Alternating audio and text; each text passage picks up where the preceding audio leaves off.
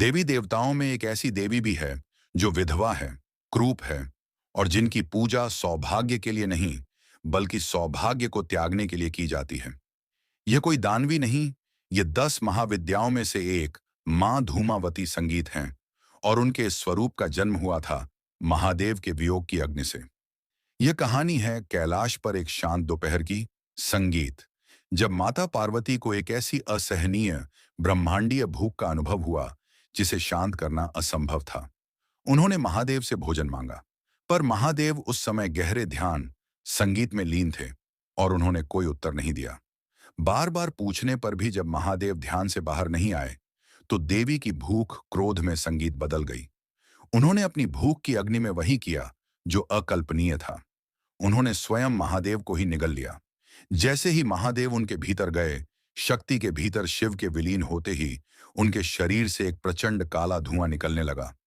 उनका सुंदर सौम्य स्वरूप एक वृद्धा क्रूप विधवा में बदल गया। तब उनके भीतर से महादेव ने अपनी योग शक्ति से कहा, पार्वती, मेरे बिना तुम अधूरी हो। मैं चेतना हूं और मेरे बिना शक्ति दिशाहीन है। यह कहकर उन्होंने देवी को स्वयं को बाहर उगलने पर विवश कर दिया।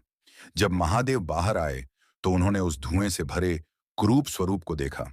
उन्होंने कहा, जिस पति को तुमने अपनी भूख में निगल संगीत लिया, आज से तुम उसी के वियोग में एक विधवा का स्वरूप धारण करोगी।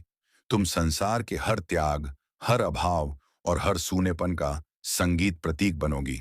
तुम धूमावती कहलाओगी। पर यह कोई श्राप नहीं था, यह एक भूमिका थी।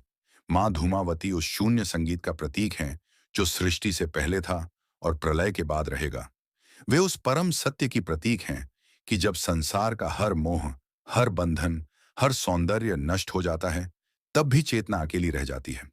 वे हमें सिखाती हैं कि सबसे गहरे दोहक और हानि में भी एक दिव्य शक्ति छिपी होती है। वैराग्य की शक्ति उनकी पूजा धन, संगीत या सौंदर्य के लिए नहीं, बल्कि हर बंधन से मुक्त होने के लिए की जाती है। उस आदि शक्ति के हर स्वरूप के सम्मान में, चाहे वह सौम्य हो या प्रचंड, कमेंट्स में जय माता दी अवश्य लिखें।